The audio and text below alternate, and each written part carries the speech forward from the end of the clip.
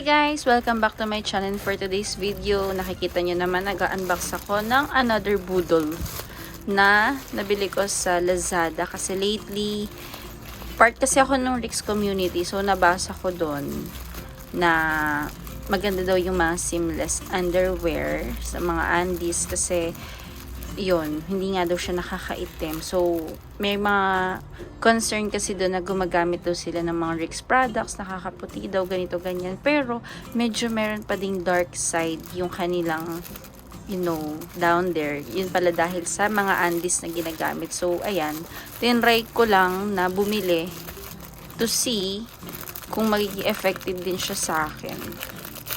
So, bukod doon, maganda rin daw talaga gumamit ng seamless kasi wala ka nang iintindihin kung may babakat ba or what.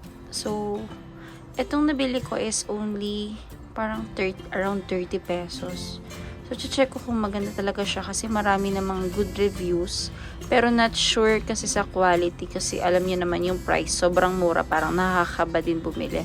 But still, pumili ako ng I think 6 pieces ata itong binili ko. So, ito yung tatak. Hindi pala siya tatak. So, medium size.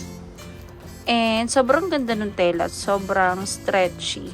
Yun nga lang, medyo manipis, Although, carry lang naman kasi wala naman titingin. Yan. Kung seamless at seamless, super seamless.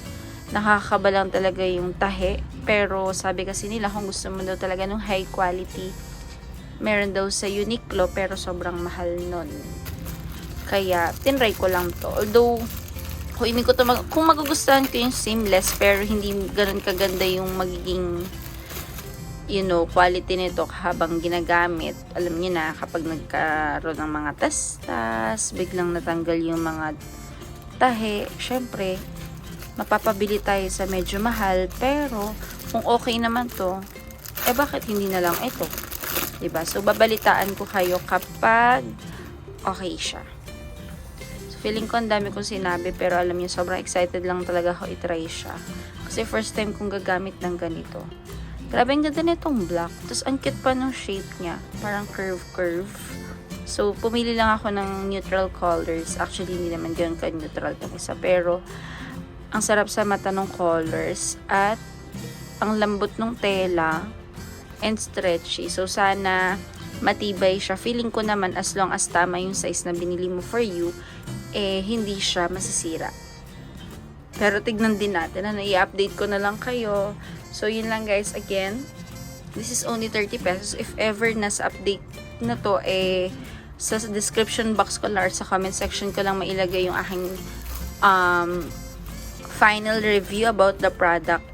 Ilalagay ko na rin yung link kung saan nyo siya pwedeng bilhin. Hindi ko alam kung anong pronunciation dito sa brand na binilan ko, pero ito ay Fine2 or Fineto.